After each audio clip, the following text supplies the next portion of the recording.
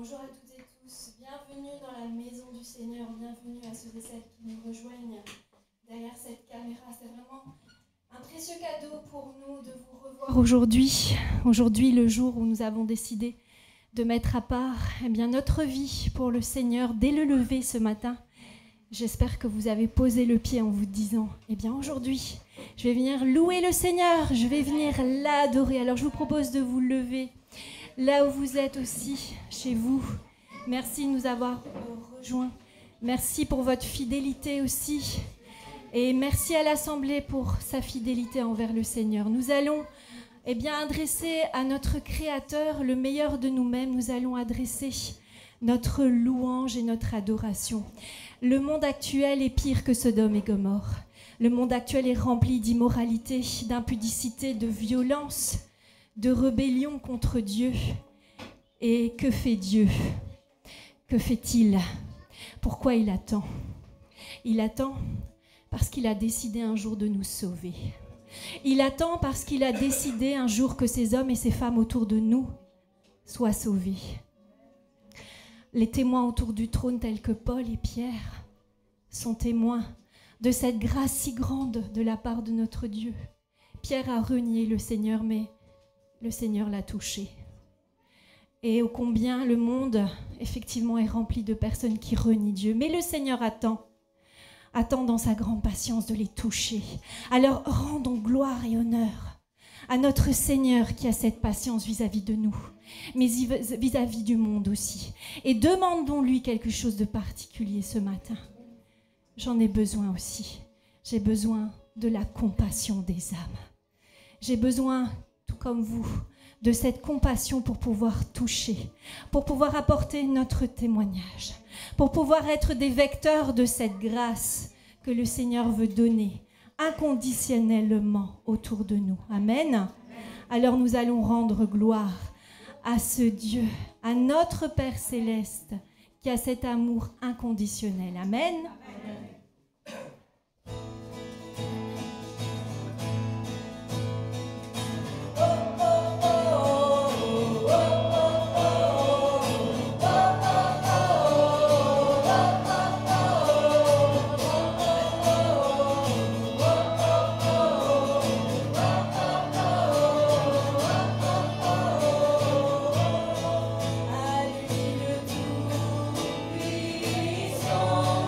Lui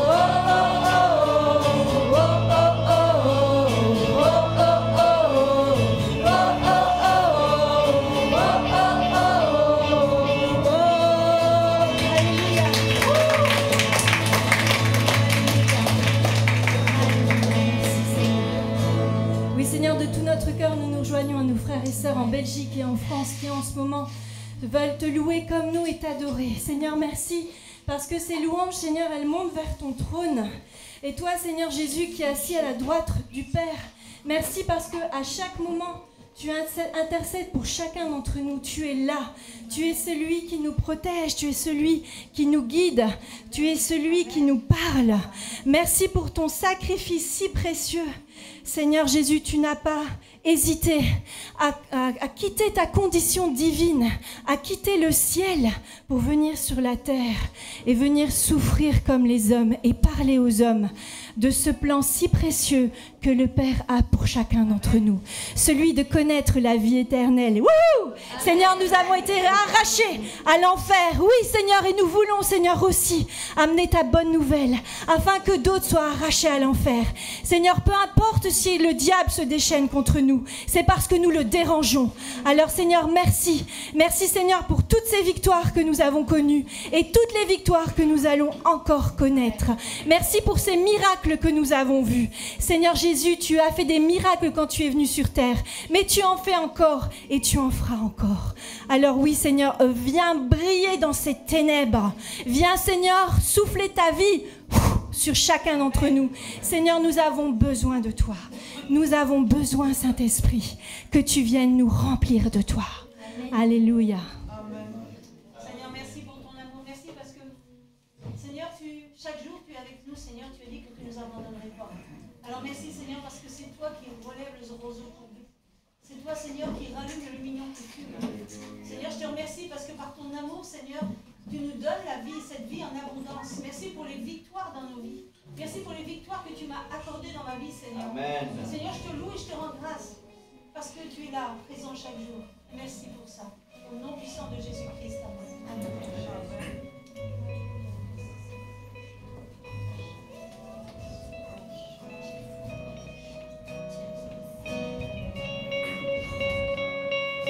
Tu transformes l'eau en vin, toucha les yeux de ta main, mais comme toi,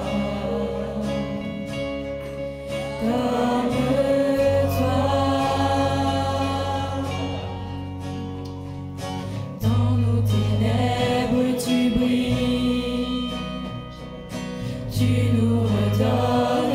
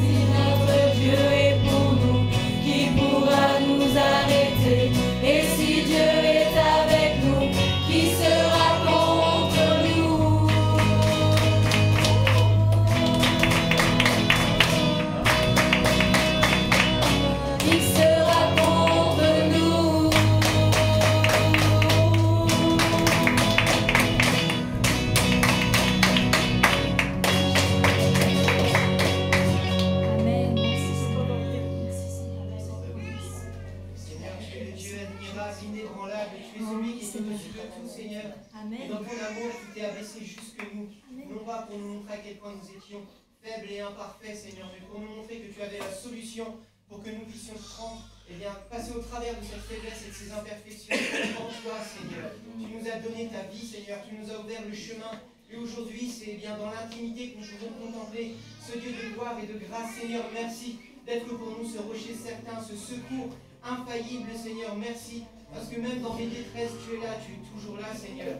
Tu nous donnes, Seigneur, ce dont nous avons besoin jour après jour, Seigneur. Oui, tes bontés ne sont pas épuisées, elles se renouvellent chaque matin. Et pour ça, je veux te dire merci, Seigneur. Parce que dans mes imperfections, dans mes faiblesses, dans mes manquements envers toi, dans mon infidélité, Seigneur, tu es là, tu demeures fidèle, Seigneur. Et tu me donnes toujours, tu me tends toujours cette main, Seigneur. Alors à toi la louange, la gloire, l'honneur, Seigneur. Merci de m'avoir fait participant de cette gloire, Seigneur. Merci, Père. Amen. Amen.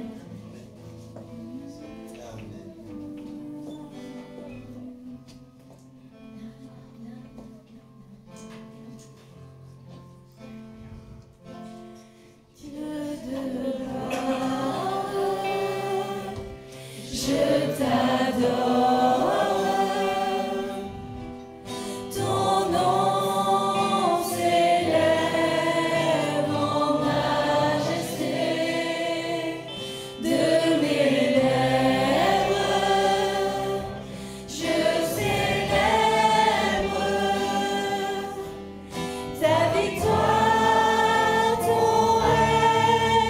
Ton autorité,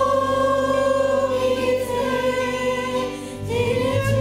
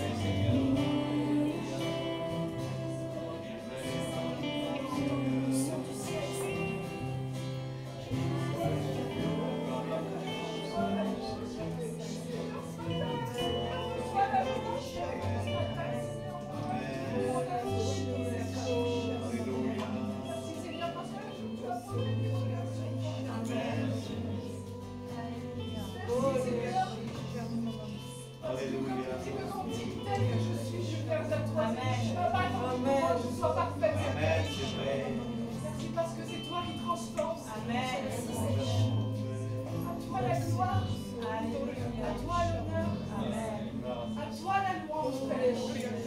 Gloire te soit rendue. Amen. Gloire te soit rendue. Mon âme te loue, mon âme te bénit ce matin, Seigneur. Mon âme te loue ce matin, Seigneur. Mon âme te loue ce matin, Seigneur. Toi la gloire. Amen. À toi, Seigneur, c'est vrai que nos lèvres célèbrent ta bonté, Seigneur Jésus.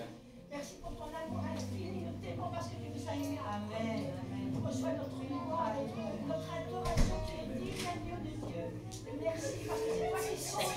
Tu sondes les cœurs, tu sondes les reins. Merci de ta sainte présence parmi nous, Seigneur Jésus. Merci de visiter, Seigneur Jésus, ceux qui en ont besoin ce matin, Seigneur. C'est toi. Convainc, Esprit de sainteté. Merci de te révéler. Amen. Gloire, louange et honneur à ton saint et merveilleux. Amen. Je peux pas me laisser troubler. Je ne peux pas me laisser troubler, Seigneur.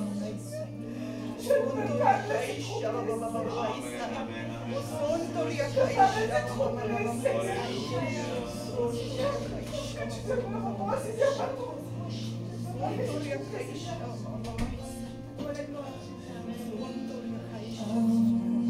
De tout le Fils de Dieu, trahi par les saints, le fardeau de notre péché sur Jésus fut posé.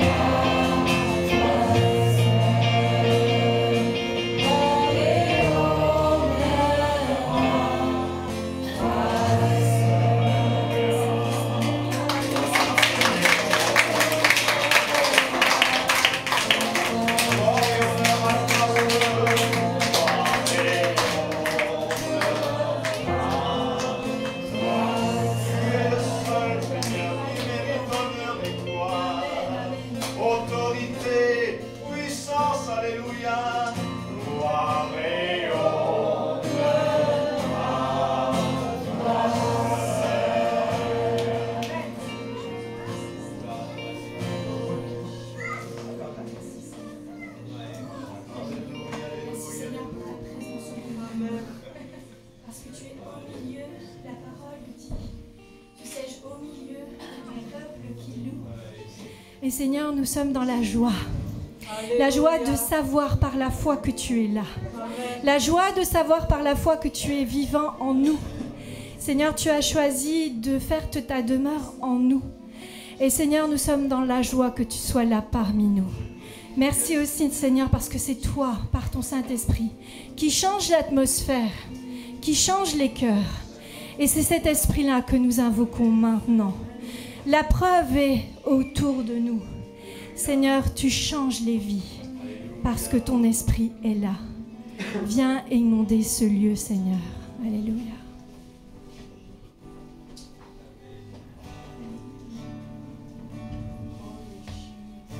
Inonder ce lieu, Seigneur.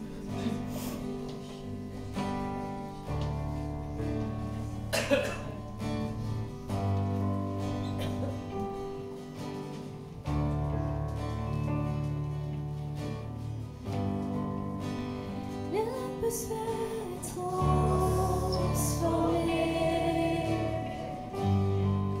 par la présence de l'Esprit de Dieu. La preuve est tout autour de moi que l'Esprit de Dieu est là. Inondé, Seigneur. L'atmosphère est transformée. Tes manifestations, Seigneur Jésus. Par la présence de l'Esprit de Dieu, inonder ce lieu, Seigneur. La preuve est tout autour de moi. Oui, ton esprit est là. L'Esprit de Dieu est là. Viens inonder ce lieu. Viens répandre ton amour, oh Dieu. Nous voulons dans ce lieu rencontrer ton amour,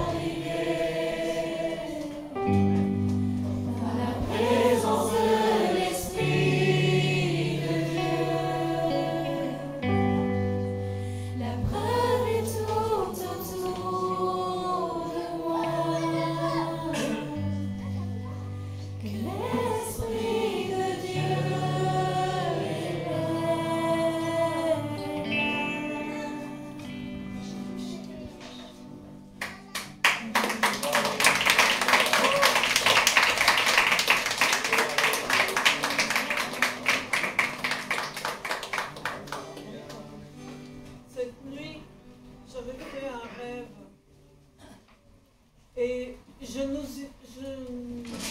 suis tous vus, je ne sais pas si c'est français ça, à l'Assemblée, mais pas dans ce bâtiment, dans un nouveau bâtiment.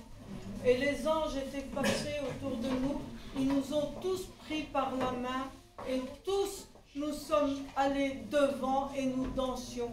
Et à chaque pas de danse que nous faisions, il y avait des guérisons qui étaient données. Il y avait, les dettes étaient payées. Des rires, des joies, tout était, les bénédictions étaient là en grand nombre. Mais pour ça, il faut que vous acceptiez de vous avancer et de vous laisser toucher par Dieu. Parce qu'il veut vous bénir et vous donner une touche particulière encore aujourd'hui. Parce qu'il vous aime énormément. Amen. Merci Seigneur pour toutes ces bonnes choses. Bonjour les amis internautes. Aujourd'hui nous allons passer encore un temps dans le partage. Mais avant de commencer, il y a des témoignages. Les témoignages, ça fait du bien. Amen. Et j'ai demandé à Elisa de venir nous raconter ce que le Seigneur a fait pour elle tout à fait dernièrement. Amen.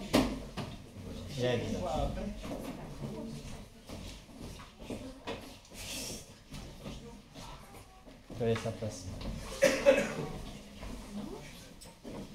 Bonjour à tous, j'espère que vous allez tous bien. Aujourd'hui, je viens témoigner très brièvement ce qui m'est arrivé. Vincent nous avait déjà éduqués concernant la dîme et les offrandes. Il nous avait du coup enseigné sur ce sujet. D'ailleurs, son enseignement qu'il avait fait un mercredi est toujours disponible sur YouTube si ça vous intéresse. Et il nous avait expliqué donc, ce que c'était. Et donc j'avais compris le principe parce que voilà, tous les dimanches, voilà, je donnais ma dîme, mais je la donnais en petites parties. Et dimanche dernier, il ne me restait pas grand chose sur mon compte. Mais après l'enseignement de Vincent, je me suis dit, en fait, moi aussi, il faut que je le fasse de toute façon parce que voilà, je suis disciple et il faut que je le fasse tout simplement. Donc malgré qu'il ne me restait pas grand chose, j'ai retiré ma dîme et j'ai tout mis dans l'urne. Et du lundi, ça arrive vraiment pas dans une vie normale ça, mais du lundi, j'ai mon collègue qui se séparait de sa voiture et il m'a donné les clés de sa voiture dans les mains lundi et il m'a dit tiens, je change de voiture, écoute, normalement voilà, je devais l'amener à un garage et tout, faire les réparations et puis la revendre après, et il m'a dit je te la donne. Donc je lui ai dit dis-moi ton prix, comme ça voilà, je peux voir si je peux l'acheter ou pas, et il m'a dit non c'est bon, elle est à toi. Donc j'ai eu une voiture gratuite. En plus de ça, c'est pas tout parce que vraiment Dieu peut faire de grandes choses dans vos vies. Parce que voilà, j'ai quand même quelques réparations à faire sur cette voiture-là. Et Dieu a permis que mon banquier m'appelle du mercredi. Donc du lundi, j'ai les clés d'une voiture gratuite quand même. Et du mercredi, mon banquier m'appelle et me dit voilà, mademoiselle, puisque vous êtes une cliente fidèle, etc. et que j'ai vu que c'était compliqué pour vous l'année dernière, je vous offre une enveloppe de 1 000 € donc qui appartient à la banque. Je peux me faire les virements comme je veux, sans agio, sans rien. 1 000 € de côté pour moi, quoi. Donc voilà. Dieu agit quand on obéit. Amen. Ah, petite anecdote, c'est que dans la voiture, j'ai allumé la radio et mon collègue m'a mis plein de CD chrétiens. Donc si cette voiture ne vient pas de Dieu...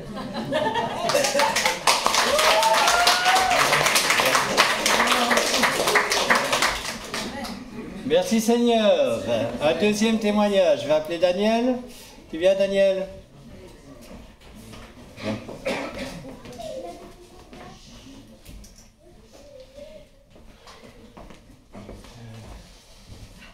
Bonjour à tous. Alors moi j'ai un petit témoignage effectivement à donner. Ça fait plusieurs mois, je dirais même plus d'1 an, que je recherche un travail. Faut savoir que Rachel et moi on va se marier dans 3 mois. Ah bon? Et on va se marier dans 3 mois et en même temps on va emménager donc après le mariage. Donc en fait on a dû trouver un appart. Et avec tout cet argent qu'il a fallu, il a fallu trouver un travail, sauf que j'avais que des petites missions, 1 semaine par-ci, 1 semaine par-là, 1 mois par-ci, 1 mois par-là. Chaque fois que je trouvais un travail, ça n'allait pas. Et j'ai persévéré, j'ai tenu. Et j'ai eu confiance en Dieu, malgré les épreuves. Parfois, en fait, on prie de toutes nos forces, on est obéissant.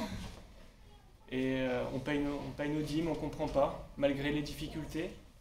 Et malgré ça, parfois, on se demande pourquoi, en fait, on n'est pas béni tout de suite. Alors le Seigneur, parfois, veut nous travailler. Il veut nous travailler à travers l'épreuve. Il veut nous montrer qu'on doit être patient, qu'on doit être discipliné, qu'on doit montrer qu'on le recherche, même dans les difficultés. Et alors j'ai eu en fait un entretien il y a un peu plus d'une semaine. Et en fait la personne, donc c'est chez MediaMarkt. Et donc ils sont très intéressés par mon profil. Et donc je commencerai à partir du 5 février. Donc c'est vraiment un miracle parce que plus d'un mois là est passé sans avoir retrouvé un travail.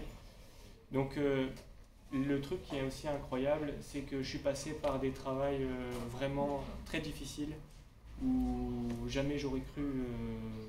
En fait, parfois on se demande, on se jette sur les premiers emplois qu'on trouve et on tombe sur des trucs vraiment abominables. Et donc j'ai connu ça et j'ai connu vraiment le boulot avec un bureau, avec le confort magnifique. Et j'ai perdu aussi cet emploi-là. Donc ça a été vraiment très compliqué d'avoir connu les deux extrêmes en fait. Et dans ces moments-là, il faut vraiment s'accrocher. Donc voilà, j'aimerais vous dire de vous accrocher, même si parfois vous ne voyez pas les résultats tout de suite. Remercier le Seigneur chaque jour, déjà pour ce souffle de vie et pour ce miracle qu'il a fait dans votre vie. Amen.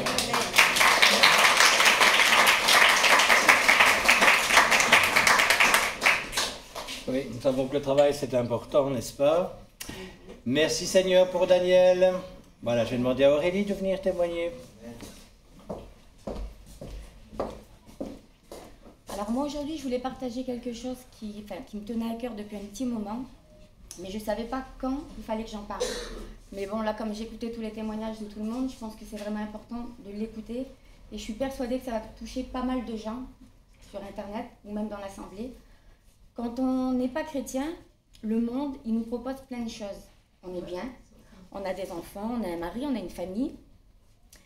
Et l'apparence qu'on donne aux gens des fois, c'est pas ce qu'on ressent. C'est-à-dire qu'on va chez quelqu'un, je parle pour ma situation à moi, les gens me voyaient comme Aurélie, elle tient bien sa maison, elle a tout ce qu'elle veut, j'avais un bon mari, des bons enfants, et malgré tout, j'avais toutes ces choses, financièrement on n'a jamais manqué de rien, mais j'étais pas bien.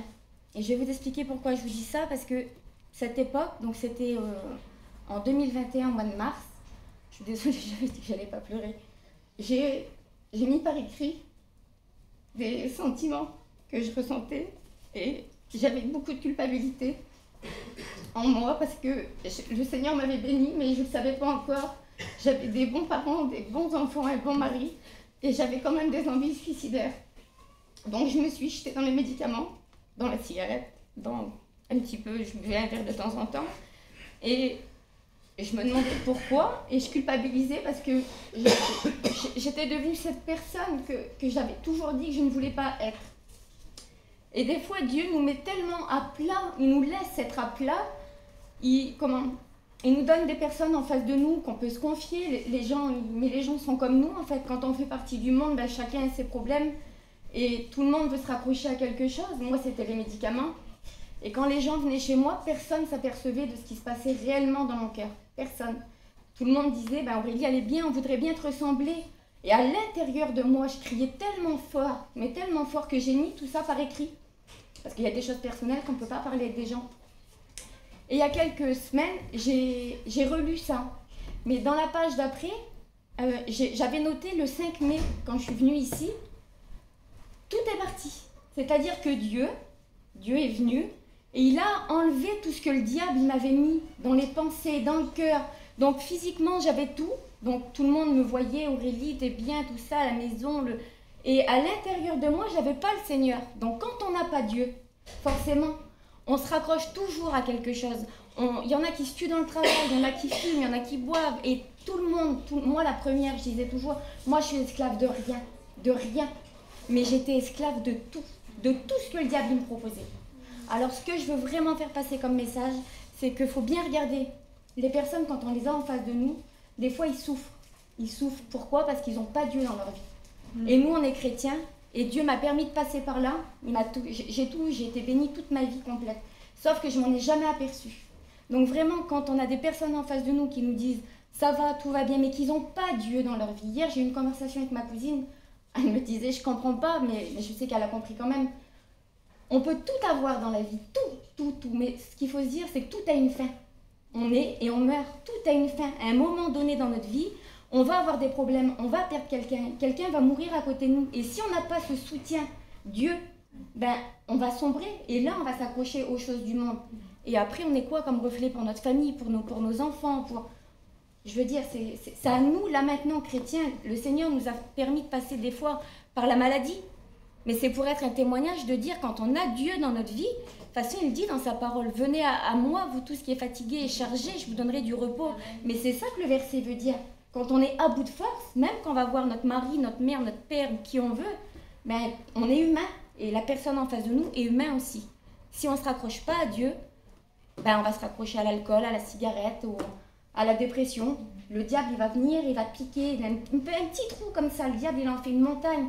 Et après, croyez-moi que pour s'en sortir, croyez-moi qu'il faut vraiment se lever de bonne heure parce que c'est très très compliqué.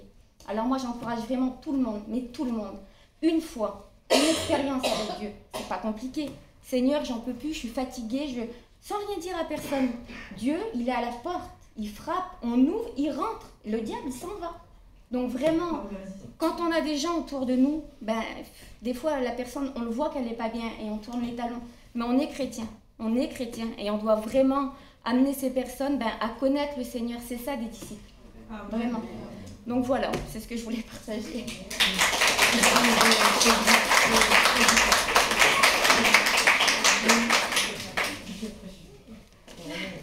Si c'était que pour moi, on continuerait les témoignages et ce serait bien. Hein?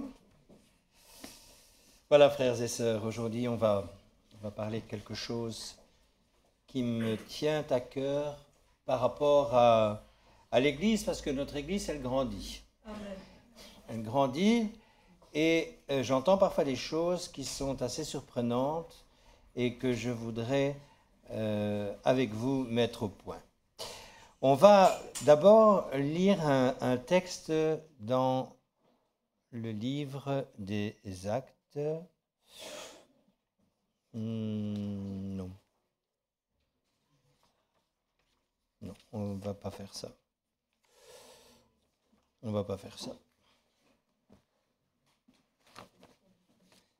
J'étais un peu secoué dans plein de choses aujourd'hui. On va prendre d'abord un autre texte dans le livre des Éphésiens. C'est pas vraiment la même chose.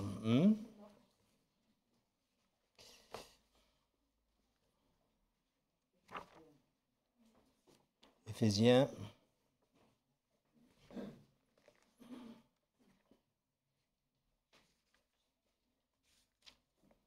Chapitre 2, verset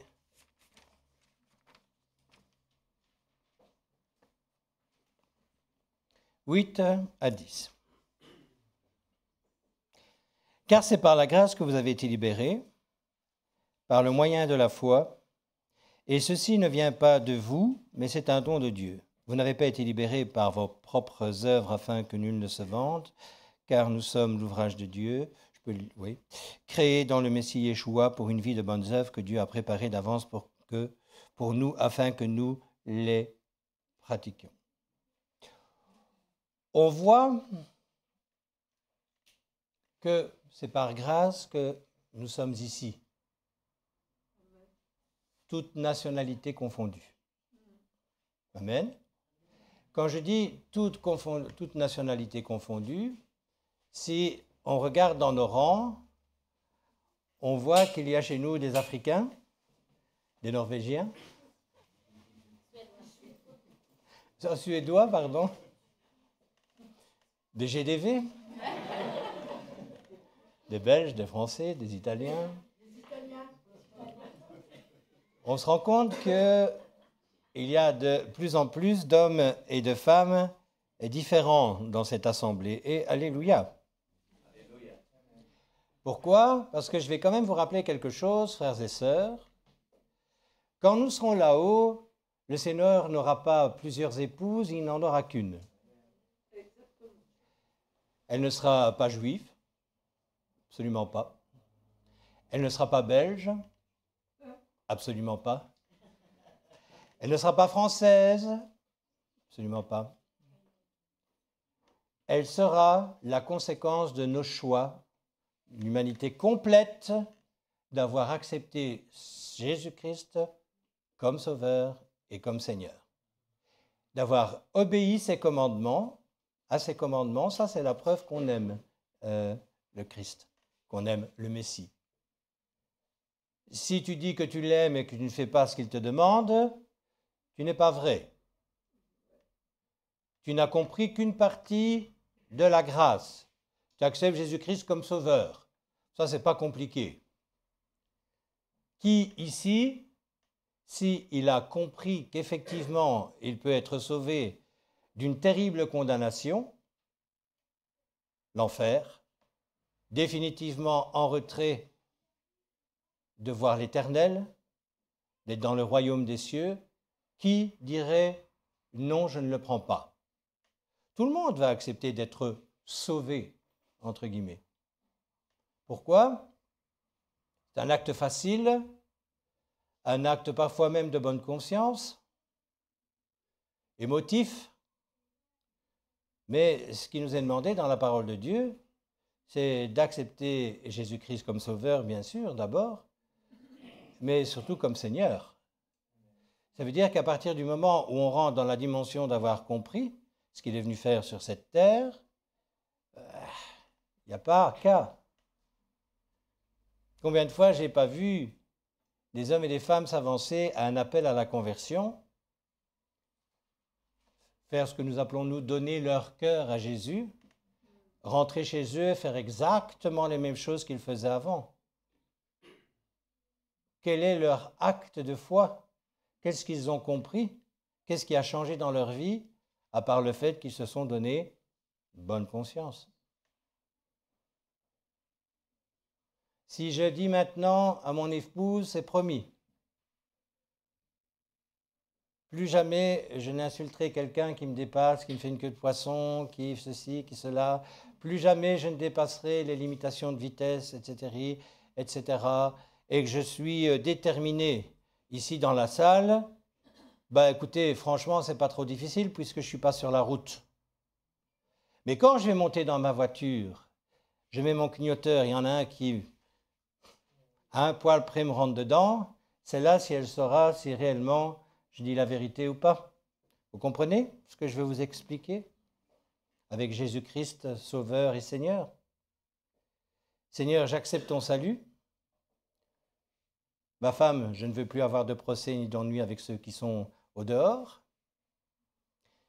Seigneur, je t'accepte comme Seigneur, Jésus. Hein? Ma femme, j'accepte la loi comme étant le premier. Je vais regarder à ça attentivement, mais c'est à ce moment-là, c'est au moment où je vais sortir de la salle, monter dans ma voiture ou être dans le secret de ma chambre ou être avec ceux avec qui je vis, qu'on verra si réellement il y a une réalité de conversion. Alors, on va prendre un autre texte, si vous voulez bien, qu'on va trouver dans Jean 1.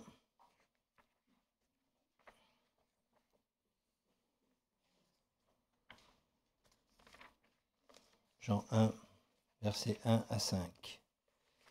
Un des textes que je préfère le plus dans la parole. Jean 1, versets 1 à 5. Ok? Au commencement était la parole, et la parole était avec Dieu. Et celui qui est la parole était Dieu. Il était au commencement avec Dieu. Toutes choses ont été faites par lui, et rien de ce qui a été créé ne l'a été sans lui. En lui était la vie, et la vie était la lumière des hommes. La lumière brille dans l'obscurité, et l'obscurité ne l'a pas dominée. Vous savez que l'obscurité, il n'y a rien de plus mensonger. Si on vous bande les yeux, et qu'on vous amène dans une pièce magnifique, elle est splendide, il fait tout noir. On enlève le bandeau, et les personnes qui sont à côté de vous vous disent « on ne va pas allumer, on ne veut pas vous faire peur, on ne veut pas vous amener dans une dimension qui serait pour vous de terreur ou autre, on va rester dans l'obscurité, mais on va vous guider, on va vous nourrir, on va vous donner à boire, on va vous donner ce qu'il faut. Si tu es timoré et si tu ne veux pas rentrer dans la dimension de savoir vraiment où tu es, ce sera bien plus facile de dire « bon, allez, j'ai faim, je peux avoir à manger ?» On va vous donner à manger. Par contre, si tu es quelqu'un qui se dit « oh là, l'obscurité m'empêche de voir la réalité », eh bien, même si ce n'est pas beau, je veux qu'on allume. Amen. On allume, et là, ce n'est pas du tout ce qu'on nous avait dit, on est dans une magnifique pièce. Il y a tout ce qu'il faut, mais on n'a besoin de personne. Jésus, c'est bien plus que ça. Il est la lumière dans l'obscurité de ce monde. Les ténèbres essayent de nous mettre constamment dans l'erreur. Constamment, constamment, constamment. Ici, en face de moi, j'ai des jeunes convertis, j'ai même des personnes qui ne savent pas ce qu'est véritablement Jésus, j'ai des anciens convertis. Il y a véritablement quelque chose de nouveau dans cette Église et j'essaye de faire comprendre à chacun une réalité. Cette réalité, c'est que Jésus qui a été fait chair est venu nous donner les réponses à toutes nos questions. Tout à l'heure, on a entendu des témoignages. Et des témoignages dans cette Église, on en a rencontré beaucoup. On en a entendu beaucoup. Ce qui est extraordinaire, c'est de voir que Dieu agit toujours de la même manière, même si c'est dans la différence. Nos différences, pour nous, à l'heure actuelle, c'est la force de cette assemblée. Ce que Dieu veut, c'est que là où nous sommes arrivés maintenant, nous marchions d'un même pas vers un même but, vers une même vision. Et c'est laquelle ? C'est la vision de cette Église depuis tout le temps. Bien sûr, sauver des gens, sauver les perdus, et former des hommes et des femmes pour aller chercher ceux qui sont perdus. Et ça, on peut le faire grâce à Dieu, si on comprend ce qu'il attend de nous. Il y a un texte extraordinaire que tout le monde connaît par cœur.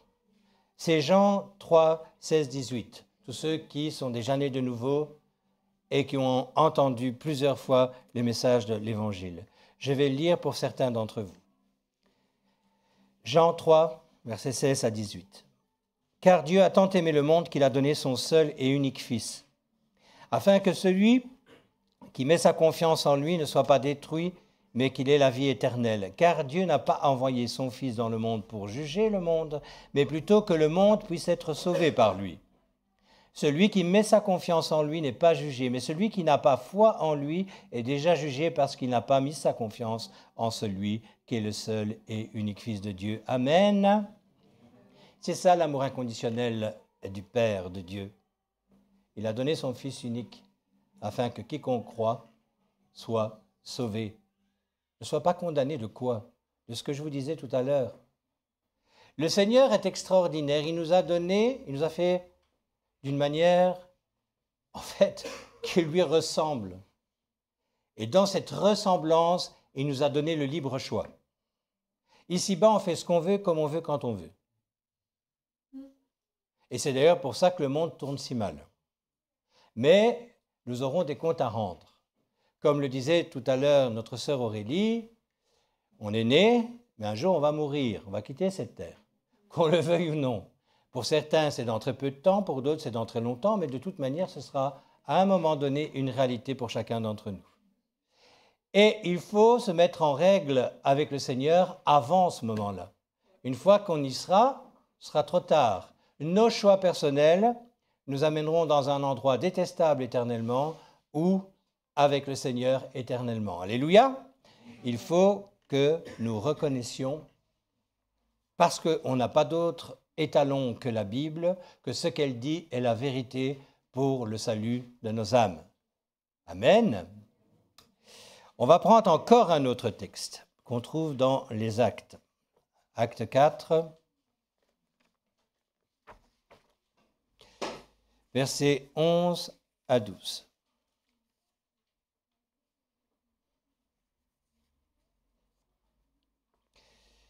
Ce Yeshua, Yeshua c'est Jésus en hébreu, est la pierre que vous, les bâtisseurs, avez rejetée, qui est devenue la pierre d'angle.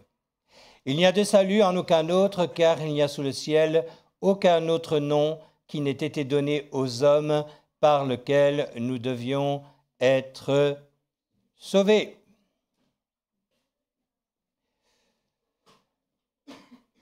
Il n'y a pas d'autre nom.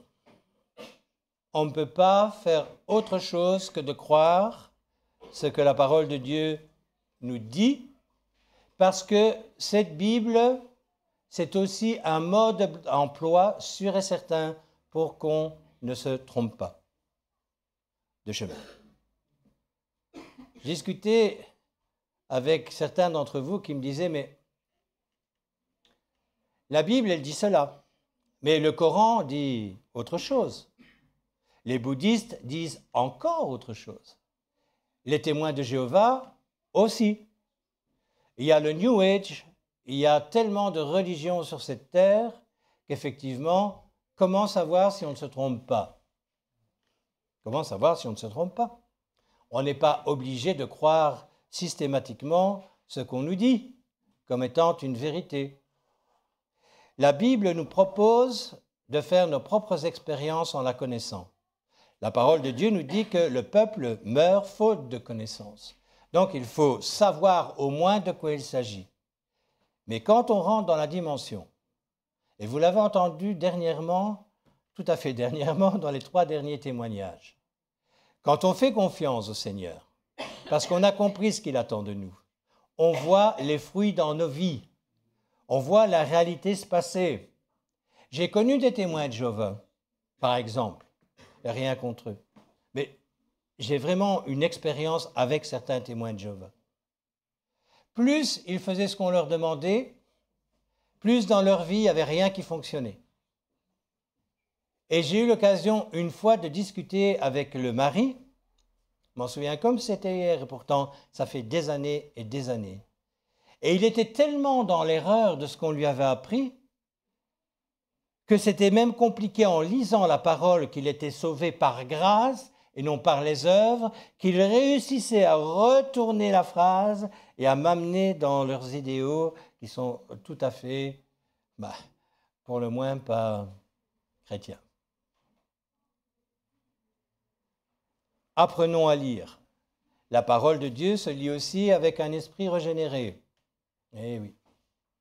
Sinon, elle reste une lettre morte. Elle est un livre comme les autres livres.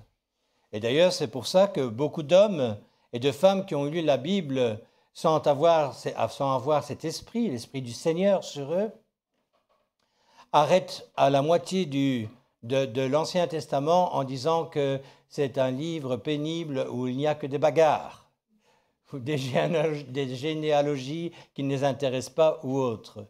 Quelque part, ils n'ont pas tort. Demandons au Seigneur de nous éclairer sur ce qu'il veut que nous connaissions dans sa parole. Et notre vie va changer.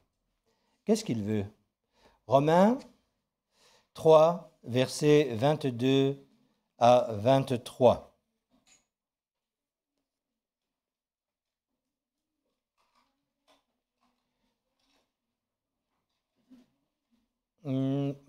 Attendez.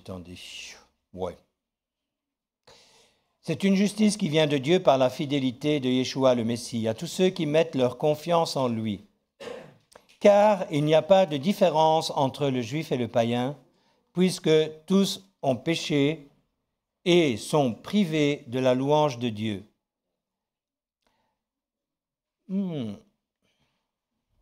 Par la grâce de Dieu, sans qu'elle ait été méritée, il a été accordé à tous d'être considérés justes à ses yeux, au travers de l'œuvre rédemptrice accomplie par Yeshua le Messie qui nous a délivrés de notre esclavage du péché. Entrer dans une dimension de compréhension, c'est d'abord pouvoir faire une analyse complète de ce qu'est notre vie. Tout à l'heure, Aurélie a fait à un moment donné dans sa vie cette analyse. Et elle disait, à première vue en tout cas, que tout allait bien. Tous ceux qui étaient autour d'elle la trouvaient même chancharde d'avoir réussi tout ce qu'elle avait réussi. Mariage, maison, voiture, santé, etc., etc. Mais elle dit, ah non, c'est pas du tout le cas. J'étais pas bien du tout, jusqu'à un tel point qu'elle voulait se suicider. C'est le vide que beaucoup d'hommes et de femmes connaissent à l'heure actuelle, et que vous, ici, certains dans cette pièce connaissez, parce que vous n'avez pas encore fait l'expérience de rencontrer Jésus-Christ personnellement. Jésus-Christ n'est pas une religion. C'est réellement quelqu'un qui a prouvé son amour inconditionnel en mourant à notre place sur une croix. La mort à la croix, c'est une abomination, c'est une horreur. On ne va pas revenir là-dessus, mais un jour, Kader nous avait expliqué de quelle manière l'homme qui était crucifié mourait. C'est vraiment détestable comme situation. C'est atroce, c'est immérité, personne, même si c'était une personne qui avait fait du tort, ne mérite de mourir de cette manière-là. Mais ce qu'il y a d'incroyable, c'est que Jésus n'avait rien fait pour mériter ça. Et si vous vous souvenez de ce que j'ai lu tout à l'heure, il était là au commencement de tout. Il a fait quelque chose que nous ne pouvions pas à notre place. C'est payer pour nos propres péchés. Pour ceux qui connaissent, dans l'Ancien Testament, pour que tout le monde comprenne, les écrits hébraïques, pour se débarrasser du péché, entre guillemets, on ne pouvait que le couvrir avec le sang des victimes expiatoires. Pour tel péché, ça pouvait être un bœuf ou de pigeon, ça dépendait. C'était les sacrificateurs qui faisaient ça à la place de la personne qui avait péché. Parce que c'était instauré comme ça dans la loi de Moïse. Amen. Jésus lui a fait quelque chose d'extraordinaire. On l'appelle l'agneau immolé. En fait, ce qu'il a fait, c'est qu'il est mort une fois pour toutes, pour chacun d'entre nous, à une condition.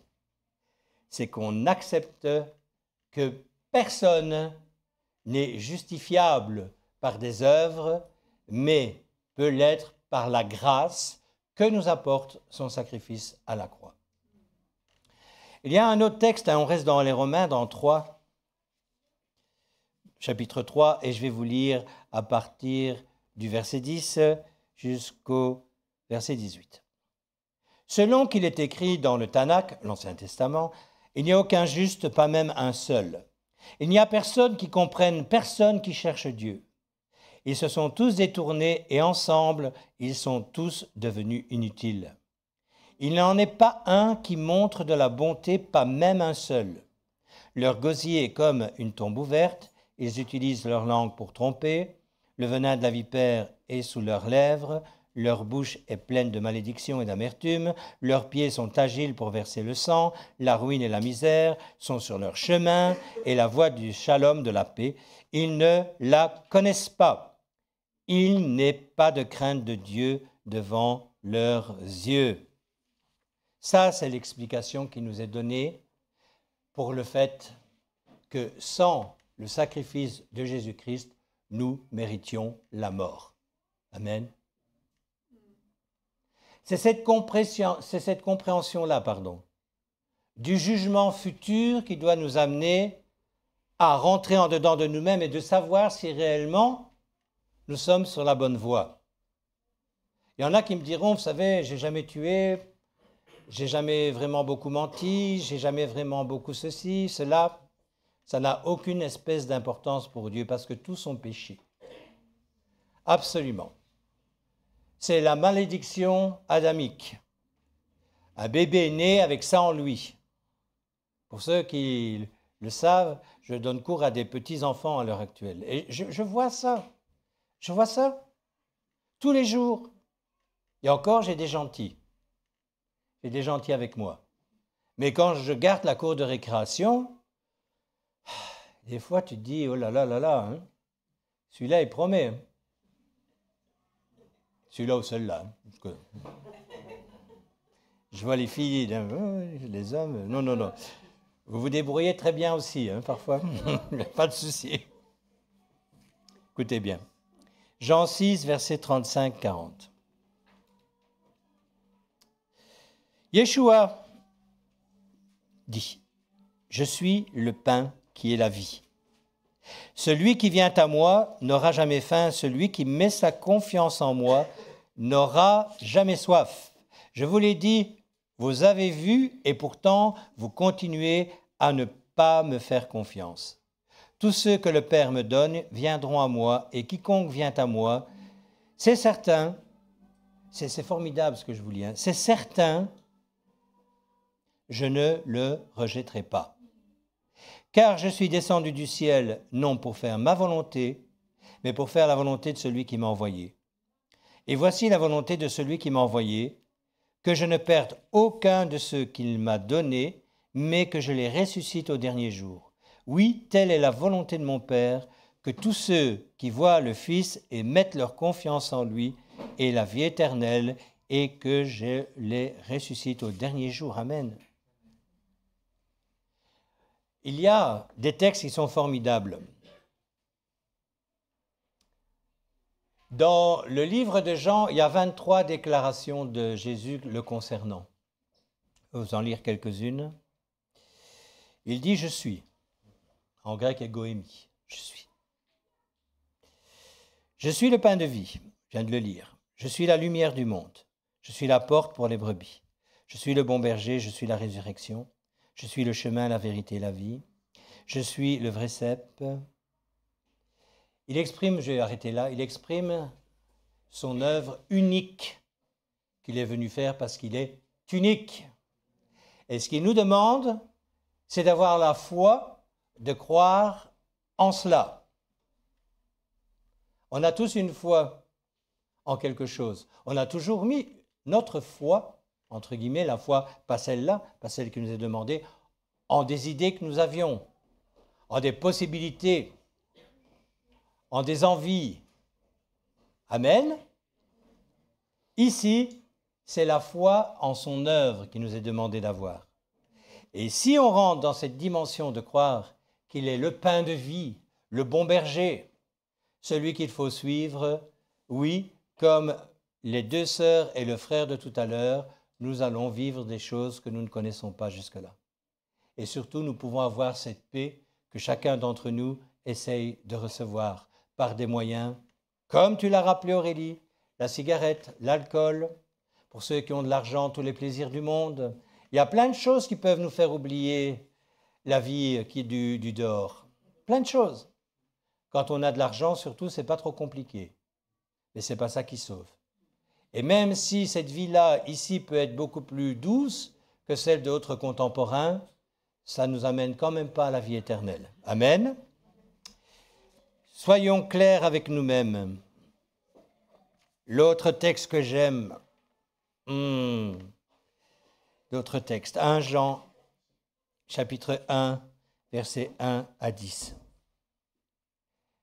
La parole qui donne la vie, c'est une continuité de Jean qu'on a lu tout à l'heure. Elle existait dès le commencement. Nous l'avons entendue, nous l'avons vue de nos propres yeux, nous l'avons contemplée, nous l'avons touchée avec nos mains. La vie est apparue et nous l'avons vue. Nous lui rendons témoignage et nous vous l'annonçons. L'annonçons, c'est la vie éternelle. Elle était avec le Père et elle nous est apparue. Ce que nous avons vu et entendu, nous vous le proclamons afin que vous soyez vous aussi en communion avec nous. Cette communion, nous l'avons avec le Père et avec son Fils, Yeshua le Messie. Nous écrivons ceci afin que notre joie soit complète. Voici donc le message que nous avons entendu de lui et que nous vous annonçons. Dieu est lumière et en lui, il n'y a aucune obscurité, aucune. Vous vous souvenez de ce que je vous donnais comme image tout à l'heure dans cette pièce? Satan nous fait croire que tout est noir. Et c'est vrai. Quand on voit ce qui se passe au dehors, on a envie de se trouver dans un cocoon, n'importe lequel d'ailleurs, et de ne plus en sortir de ce cocoon. Mais tout n'est pas noir. Il y a un plan qui est en train de se réaliser. Que nous soyons dans les difficultés maintenant parce que son plan se réalise, c'est une réalité. Mais ce n'est pas pour ça que notre avenir est mauvais. Au contraire, le meilleur est devant nous. Amen. Quand on a compris ce qu'il est venu faire, quand on accepte ce qu'il est venu faire, quand on rentre dans cette dimension d'accepter ce qu'il est venu faire, surtout pour nous, personnellement, le meilleur est devant nous. Amen. Je continue la lecture. Si nous prétendons être en communion avec lui, alors que nous marchons dans l'obscurité, nous mentons et nous ne vivons pas selon la vérité. C'est là le problème. C'est là le problème où il est. Il y en a beaucoup qui se mentent à eux-mêmes. Il y en a beaucoup qui mentent aussi aux autres. Il y en a beaucoup qui font semblant. Et c'est dommage parce que je ne vois pas l'intérêt. Quel est l'intérêt par rapport à un enjeu comme celui-là?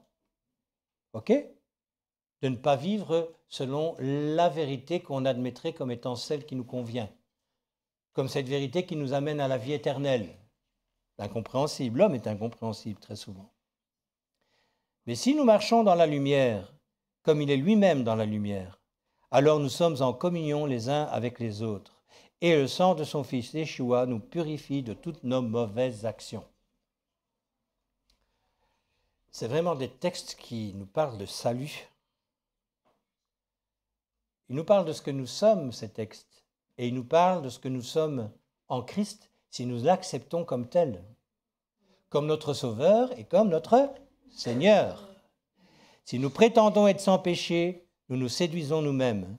Et la vérité n'est pas en nous. Si nous reconnaissons nos péchés, lui qui est fidèle et juste, il nous les pardonnera et nous purifiera de toute mauvaise conduite. Si nous prétendons ne pas avoir péché, nous faisons de lui un menteur et sa parole n'est pas en nous. Tout le problème, il vient de là. Tout le problème, il vient de là. Souvent, j'ai rien fait qui mérite l'enfer. Ça ne s'appelle pas l'enfer d'ailleurs, mais pour que tout le monde comprenne. C'est là où le bas blesse. Qu'on le veuille ou non, la justice de Dieu, elle est particulière par rapport au démarrage, au commencement, à la genèse, Bereshit du monde. Au départ, il y a un homme et une femme qui ont désobéi et qui nous ont amenés dans les états que nous connaissons à l'heure actuelle, les états qui font de nous des hommes et des femmes qui sont pécheurs.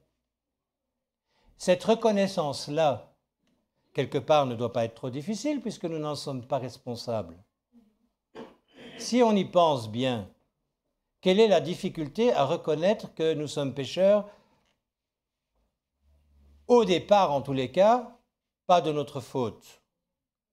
Et que celui qui est le créateur de toutes choses, si on dit qu'il y a un Dieu qui existe, il peut quand même nous donner ses manières de faire. Pense. Ce n'est pas le copain du coin avec qui on va boire un verre, c'est un Seigneur. Un Seigneur avec qui on doit avoir une crainte respectueuse dans les rapports que sont les nôtres avec lui. Reconnaître ce qu'il dit que nous sommes, c'est nous amener au salut. S'il dit que nous sommes pécheurs, on n'a pas à discuter avec lui et à dire non, je ne suis pas pécheur, si tu es pécheur. Il y a pire que moi, il y a toujours pire que toi.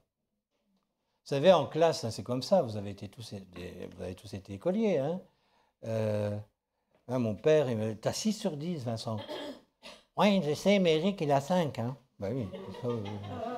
Il me disait, ça n'a pas d'importance, toi, t'as 6. Il y a toujours pire que nous. Mais ce n'est pas des autres qu'il s'agit, c'est de nous-mêmes. J'ai un message particulier aujourd'hui pour les anciens. Il y en a qui sont retournés dans les ténèbres. Ce n'est pas de la faute du Seigneur, c'est de votre faute. C'est de votre faute. Vous n'avez pas veillé sur vos âmes.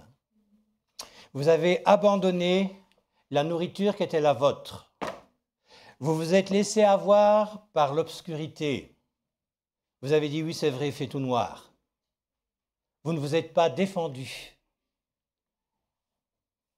Et le Seigneur dit, ça suffit. Parce que les conséquences, elles vont être terribles si vous ne vous remettez pas en route. On peut tous passer par des moments difficiles. Tous. Et tomber, c'est moche. Et ce n'est pas le problème. C'est de quelle manière tu vas te relever qui est important.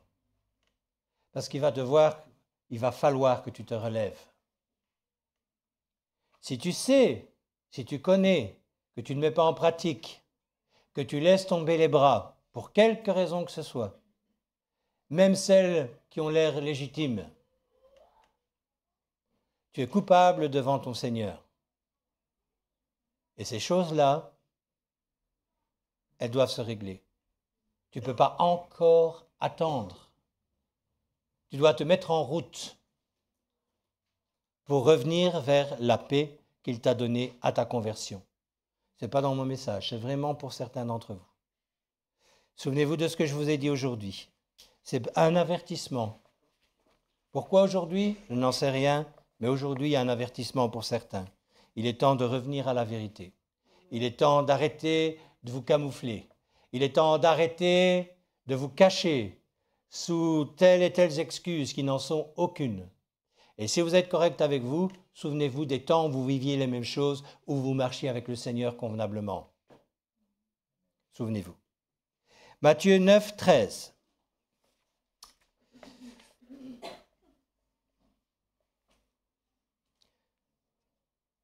Quant à vous, retournez apprendre ce que signifient ces mots.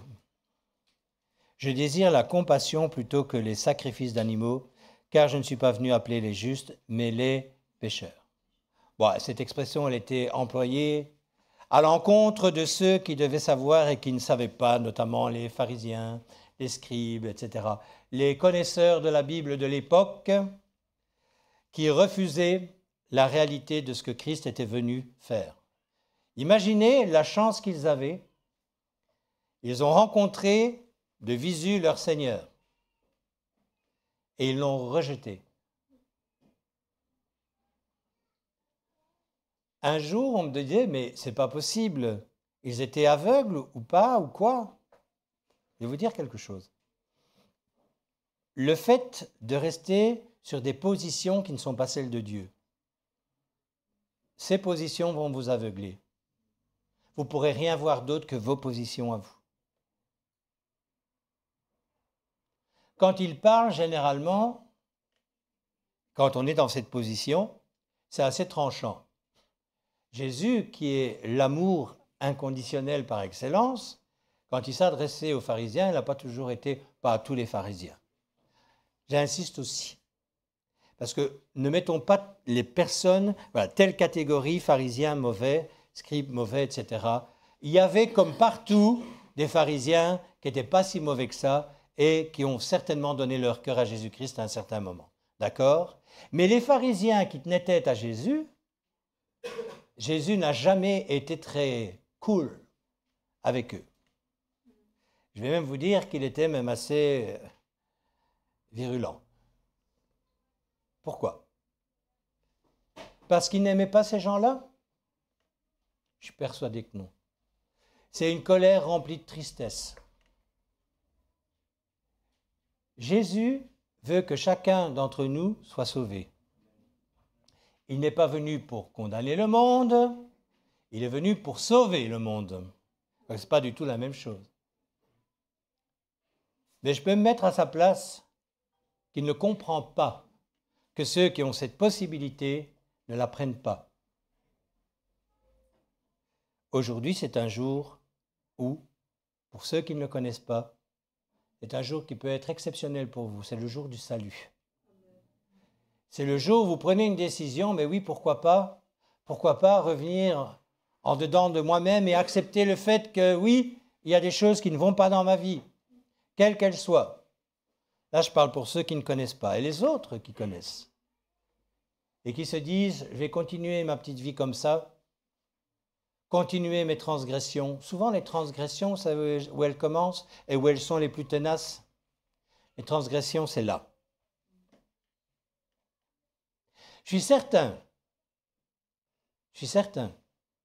que souvent, ceux qui font marche arrière, tu ne le vois pas parce qu'ils continuent leur vie comme si de rien n'était.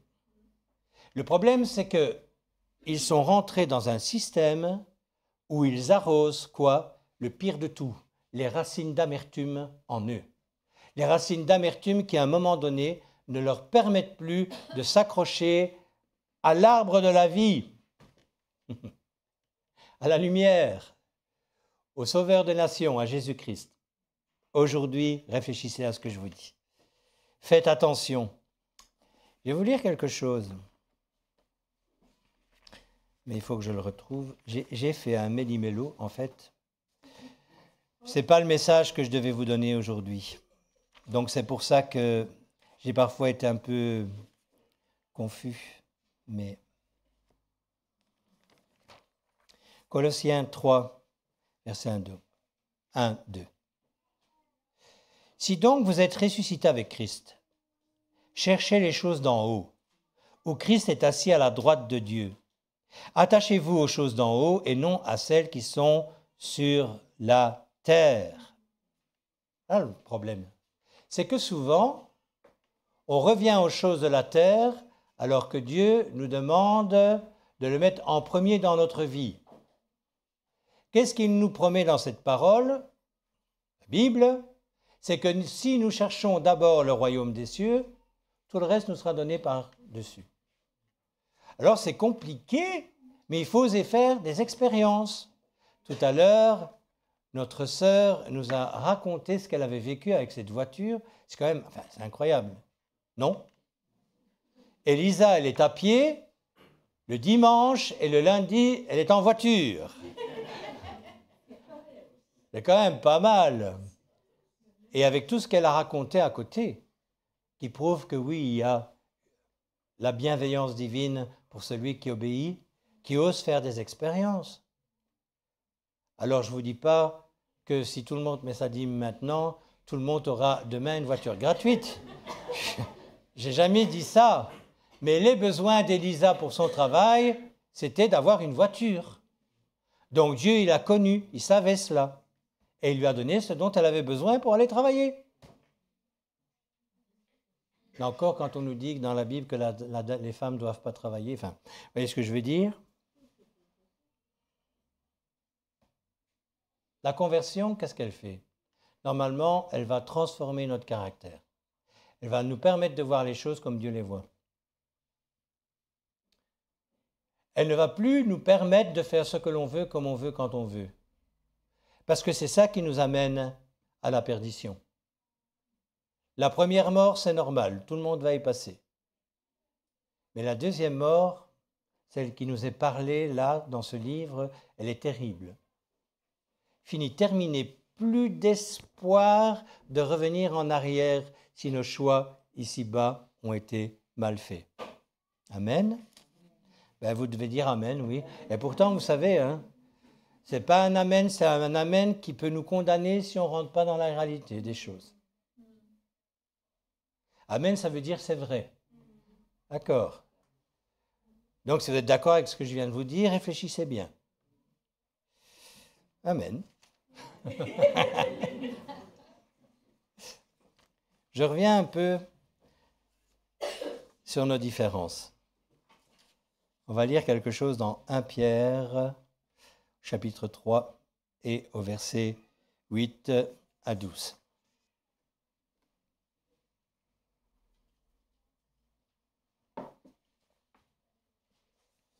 Enfin, soyez tous animés des mêmes pensées et des mêmes sentiments, pleins d'amour fraternel, de compassion, d'humilité. Ne rendez point mal pour mal ou injure pour injure, bénissez au contraire, car c'est à cela que vous avez été appelés afin d'hériter la bénédiction. Si quelqu'un, en effet, veut aimer la vie et voir des jours heureux, qu'il préserve sa langue du mal et ses lèvres des paroles trompeuses, qu'il s'éloigne du mal et fasse le bien, qu'il recherche la paix et la poursuive, car les yeux du Seigneur sont sur les justes et ses oreilles sont attentives à leurs prières. Mais la face du Seigneur est contre ceux qui font le mal. Qu'est-ce que vous voulez dire de plus à ça? Qu'est-ce que vous voulez dire de plus à ça? C'est tellement clair. Si tu as reçu par grâce ton salut, tes œuvres vont changer. Ça, c'est pour les anciens. Tu ne peux pas toujours rester sur le même échelon. À un moment donné, même si tu es fatigué, il va falloir donner le coup de rein pour prendre le deuxième, le troisième, et puis le quatrième, et puis le cinquième. Dieu ne nous demande pas des choses que nous ne sommes pas capables de faire. Jamais. Il ne le fait pas. Il ne te tentera pas au-delà de tes forces. Parce que Dieu ne veut pas t'amener dans un mauvais endroit. Les temps de désert que sont les nôtres sont généralement des temps où il nous forme, où il nous transforme, si nous l'acceptons.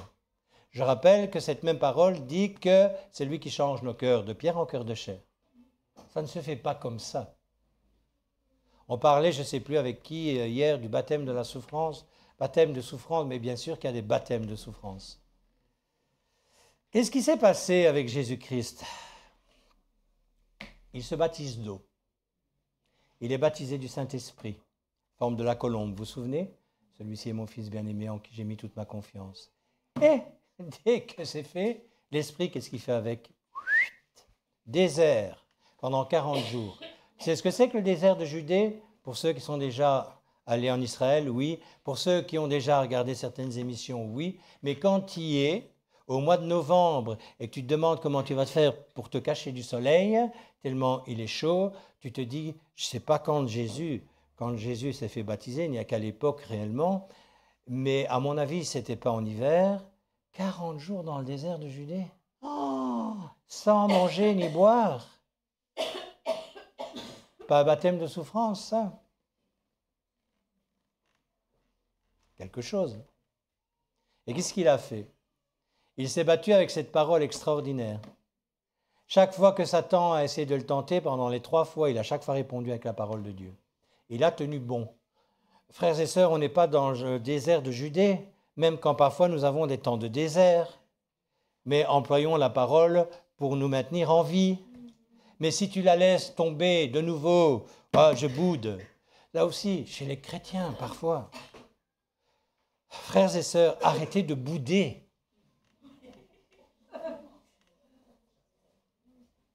Je vous assure. Il y a plein de boudeurs parmi nous, ils ne sont pas contents. Le Seigneur ne fait pas comme il devrait. Mais qu'est-ce que tu sais ce qu'il fait réellement, le Seigneur, avec toi, avec ta vie? Si tu obéis, reste dans la joie et reste dans la paix. À un moment donné, il faut te ressaisir.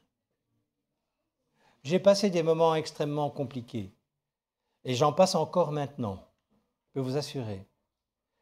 Le plus grand combat qu'est le mien, c'est la bouderie. Je boude. Oui, je boude, pas content. Je lui dis, je ne suis pas content, change rien. Change rien du tout. Hein. Donc si je passe par ces moments-là, je peux comprendre vos moments de bouderie. Mais à un moment donné, il faut sortir de là. Reprendre confiance et dire, ok, j'ai donné ma vie à Christ, je sais que le meilleur est devant moi, j'y vais. Amen. Je ne sais pas où, mais j'y vais. Philippiens 2, versets 1 à 4.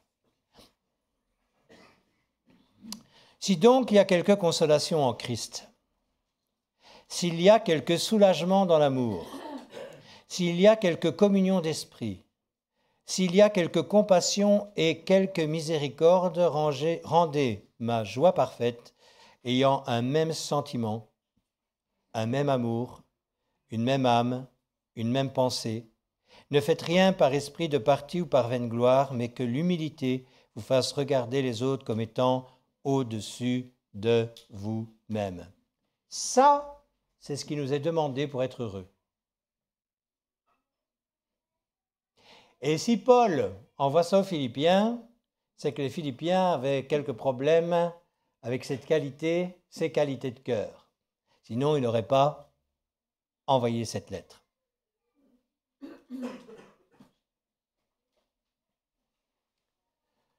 Qu'est-ce qui fait le soulagement dans l'amour se fait par la communion fraternelle très souvent. Hier, on était ensemble pour la plupart, il y avait d'autres groupes, et on discutait, on parlait, on partageait. Et on se rend compte qu'on traverse tous les mêmes difficultés quelque part.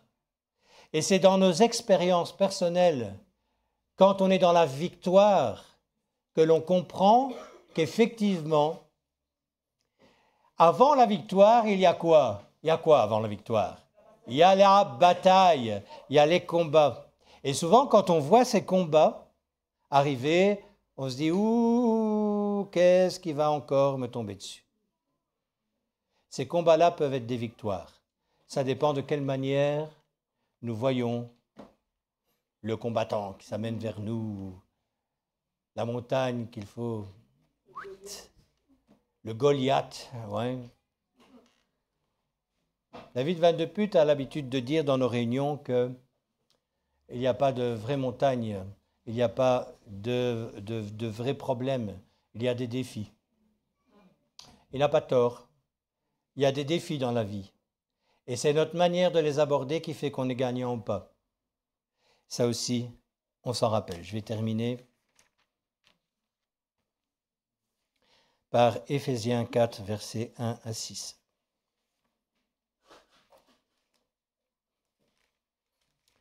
Je vous exhorte donc, moi, le prisonnier dans le Seigneur, à marcher d'une manière digne de la vocation qui vous a été adressée. En toute humilité et douceur, avec patience, vous supportant les uns les autres avec amour, vous efforçant de conserver l'unité de l'esprit par le lien de la paix. Il y a un seul corps et un seul esprit, comme aussi vous avez été appelés à une seule espérance par votre vocation. Il y a un seul Seigneur, une seule foi, un seul baptême, un seul Dieu et le Père de tous, qui est au-dessus de tous et parmi tous et en tous. Le donc ici de Paul veut dire parce que.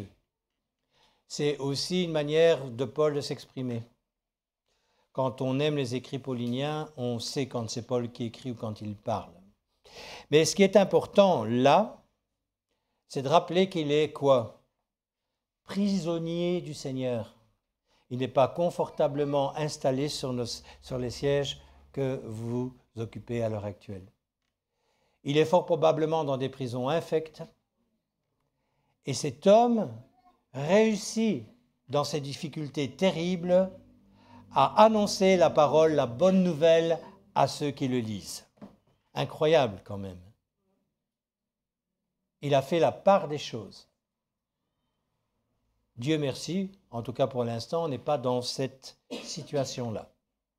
Alors profitons-en, parce que nous avons encore énormément de liberté pour nous mettre en marche dans la bonne direction, ne pas regarder à ce qui nous empêche d'arriver au but, mais au contraire de croire que parce que nous avons cru au roi des rois, au Seigneur des seigneurs, que nous allons voir ces promesses s'accomplir dans nos vies. Il y a plein de promesses qui sont pour nous. Les témoignages d'aujourd'hui, 3 parmi nous seulement, et je suis certain, si j'interroge d'autres, ils ont « Ah ben oui, moi j'ai vécu ceci, j'ai vécu cela ». Et il y en a d'autres qui ne vivent plus rien. Ou pire que ça, ils sont tout le temps dans l'abattement. Posez-vous les bonnes questions. Qu'est-ce qui empêche la bénédiction? Je vais vous dire, ce n'est pas Dieu parce que Dieu veut vous bénir. Moi, ça, c'est une certitude. Donc, posez-vous les bonnes questions. Dernier texte. Corinthiens, chapitre 1, versets 10 à 13. 1 Corinthiens, chapitre 1, versets 10 à 13. Je vous exhorte, frères, par le nom de notre Seigneur Jésus-Christ, à tenir tous un même langage et à ne point avoir de division parmi vous, mais à être parfaitement unis dans un même esprit et dans un même sentiment. Je vous le répète, nos différences, c'est un atout, c'est une richesse, c'est une grâce que Dieu nous fait. Moi, je suis très heureux d'entendre des manières de voir les choses différemment. Mais que ces choses différentes ne deviennent pas un souci ou des occasions de chute ou de dispute. Apprenons à nous aimer comme nous sommes, dans ces différences. Amen. La parole de Dieu nous dit qu'un Éthiopien ne peut pas changer la couleur de sa peau, dans les proverbes. Un léopard non plus, ne peut pas enlever les taches qu'il y a sur son pelage. Et Dieu sait qu'il y a des différences dans nos manières de voir les choses. Mais il n'y a qu'un seul salut et il n'y a qu'un seul Seigneur. Et il n'y a qu'une seule épouse. Il n'y aura pas l'épouse GDV. Ah ouais, mais... l'épouse des Éthiopiens, des Sénégalais, des Suédois, des Italiens,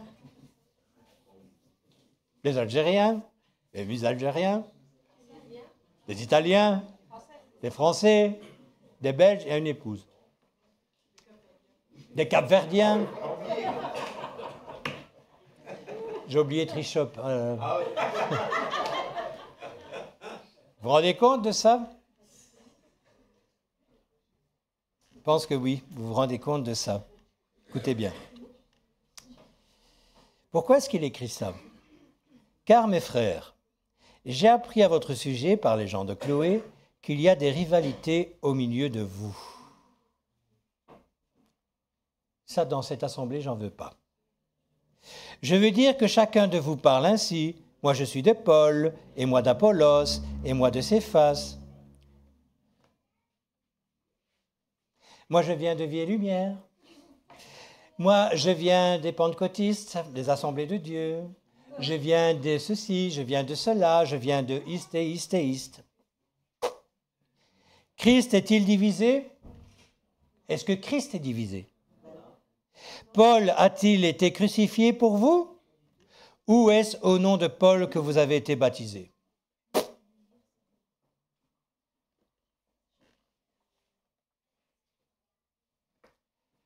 Aujourd'hui, c'est vraiment deux messages en un. C'est les messages les plus compliqués. Dieu parle à ceux qui ne le connaissent pas.